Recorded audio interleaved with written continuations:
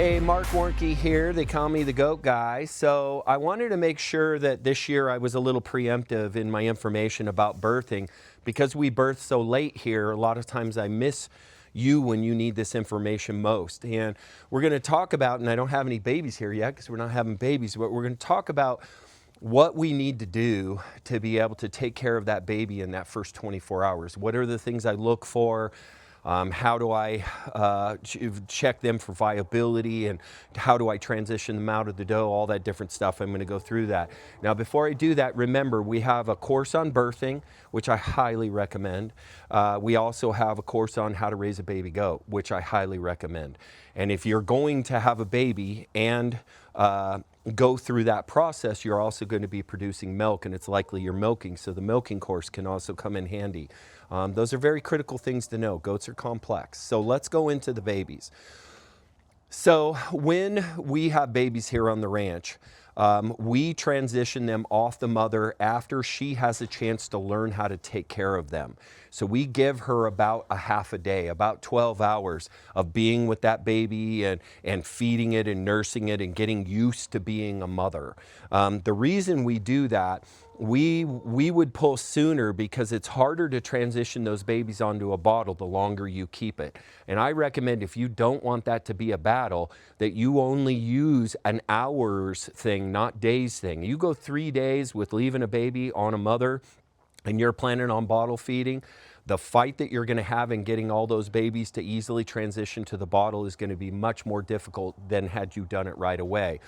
The other thing you can do to help yourself in that process, if you do want to leave them on a little longer, is introduce a bottle to the brand new babies their first time suckle. So that's often what we'll do as well, because it takes a long time for a little baby to get latched on, to get strong enough to do it. But if I can help them and have a bottle, they'll take a bottle almost immediately within an hour after they're born easily, and lots of times 30 minutes later. What that does is get them used to that modality. And so if you want to leave them on the mother for a day or so or two, make sure that you're bottle feeding a couple of times a day as well, so that they're very used to that and that's already a normal thing. Because that's the real struggle with transitioning a goat off the mother onto the bottle, is allowing too much time and having them have no familiarity with the difference in the nipple. So that's some words of wisdom there. One of the things I always do when little babies are first born is I just want to make sure that they've cleared the fluid out of their lungs.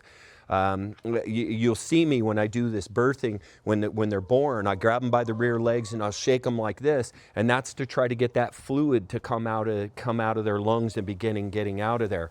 Little babies are often quite gurgly. You can hear them coughing, sniffling, breathing with lots of mucus, because they did just come out of a water-filled environment, and they're trying to get that fluid out of their lungs and out of their nose and out of all the different mechanisms that are holding that fluid. And we try to help to facilitate that. So I do want to make sure that they're breathing well and that they're good. The other thing I look for almost immediately is how vital are they? Meaning, are they up and bouncing around, or are they acting real lethargic and not doing well and not getting up early? And some goats just take longer. I'm not concerned if a little baby is still not super active within 30 or 45 minutes. A lot of times there can be hard births. They're kind of recovering from that. Maybe, the whole labor thing, they were the third one out and they were getting squished and pulled and tugged and all those other things that can happen in birth. But I do look for a vitality. So I want a baby goat to be up, bouncing around, trying to play, wagging its tail, and then constantly rooting on mom, trying to look to bottle feed.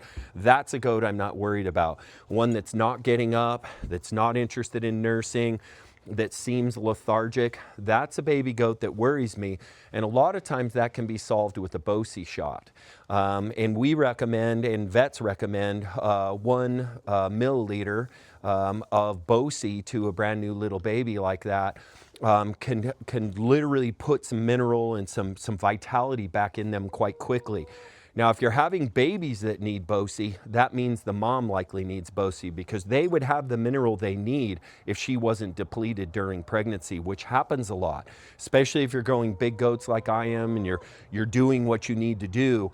that last month is such a strain on the mother to pull from her body and pull from nutrition, because remember, those babies are taking up a ton of the space and their stomach can't be filled as much. So that's why we grain 1 pound a day, 15 or 45 days in advance, and then we go to 2 to 3 pounds a day of grain 1 month in advance, all the way up to the end, so we can get them some very dense, potent nutrition, and as well a lot of carbohydrates, so they don't go into ketosis and deal with all the things that involve that. And that's another subject of taking care of the mother so that the babies are born right. But I do look for that vitality, and I do use a BOSI when babies hit the ground when they're not vital. The other thing I pay attention to, because we had a run of it here at the ranch once, is I pay attention to their poop pretty closely for the first 24 hours. There are forms of E. coli and bacterial infections that can happen in these guys, and they're really potent and really lethal, and they often show up as bright yellow, pure liquid water diarrhea in the first 24 hours. And if you have that occurrence, you need to be treating with sulfa or an antibiotic. We find sulfa is the best. Liquidized, you put it in a liquid, you drench them with it. The SMZs are what we use specifically, and that can arrest that bacterial infection soon enough. But those things can be so vicious when they're in their first day of life that that goat can be dead within 24 hours. And so it's something that you need to be really proactive about. You get bright yellow, super liquid diarrhea out of a brand new little baby in their first 12 to 24 hours of life.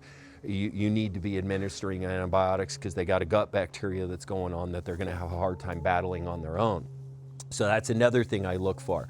So most of what I look for in babies is, are they recovering well? Do they have good energy?